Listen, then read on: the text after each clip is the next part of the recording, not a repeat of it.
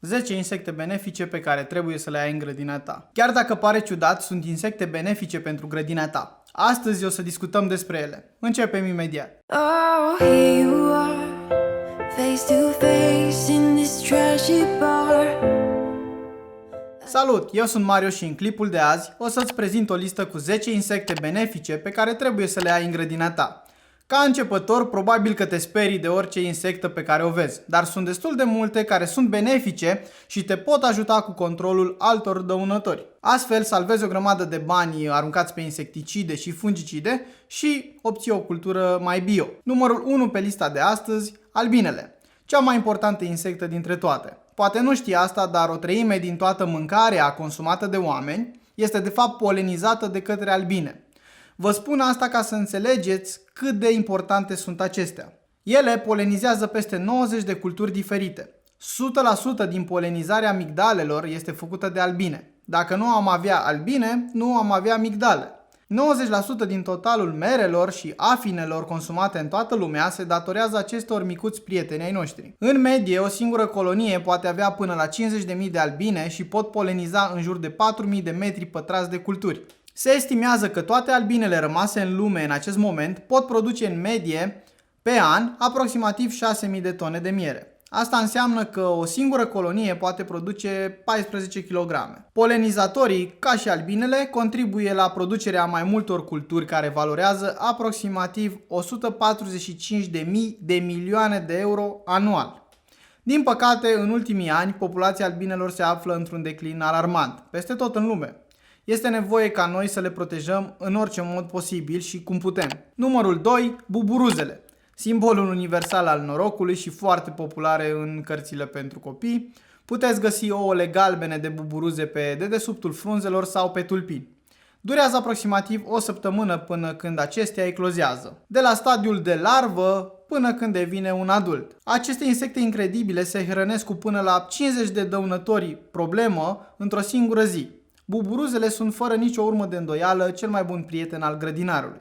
Numărul 3 pe lista de azi, sirfidele. Datorită petelor galbene cu negru, pot fi câteodată confundate cu viespile. Adulții se hrănesc cu nectar, se plimbă prin grădină polenizându-și plantele, iar femelele depun aceste ouă albe, cremoase, chiar lângă coloniile de afide. Dacă vremea este caldă, în 2-3 zile ouăle vor ecloza și pot distruge până la 70-80% din totalul afidelor în doar câteva zile. Numărul 4. Cărăbușul. Sunt peste 30.000 de specii diferite de cărăbuși și majoritatea sunt mai mici de 4 cm lungime. Încearcă să se hrănească cu aproape orice mișcă, inclusiv gândacul albastru al șparanghelului, molia verzei sau gândacii de Colorado.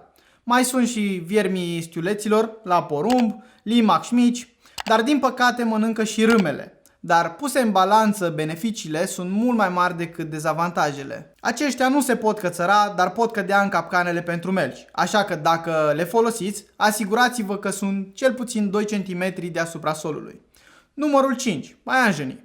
Dacă ai fobie de paianjeni, atunci nu o să fii de acord cu mine. Dar aceștia pot fi benefici în grădina ta. Nu sunt văzuți foarte bine pentru cât de mult bine fac. Poate fi un lucru rău dacă ai prea mulți paianjeni, pentru că o să mănânce tot ce ajunge în pânza lor. Ceea ce înseamnă că o să mănânce majoritatea insectelor dăunătoare, dar pot să includă și insectele benefice. Libelula este și ea o insectă deosebită pe care o întâlnim zburând vioaie prin grădină. Această insectă curăță și este un adevărat sanitar al grădinii, deoarece o curăță de țânțari, de muște și de afide.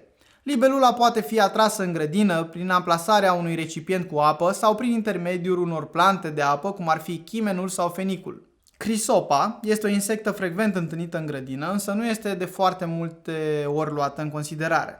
Larvele insectelor care fac parte din această familie sunt foarte utile pentru orice grădină, deoarece se hrănesc cu puricii și păduchii care pot ataca plantele. Insectele care fac parte din familia Chrysopidae pot fi atrase prin plante precum coriandru, floarea soarelui, coada șoricelului, păpădie și chimen. Cantarida este una dintre insectele cele mai benefice pentru grădină, deoarece se hrănește cu dăunătorii acesteia, indiferent de stadiul de dezvoltare al acestora.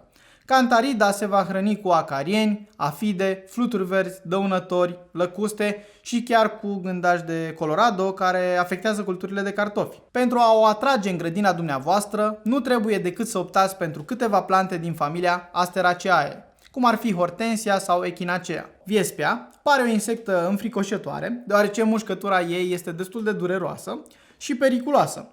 Însă viespea parazit este un real ajutor pentru grădinari. Aceasta se hrănește cu insectele care pot pune în pericol pomii fructiferi, cum ar fi viermele fructelor de măr, păduchii, precum și cu omide, larve ale porumbului și musculițe albe.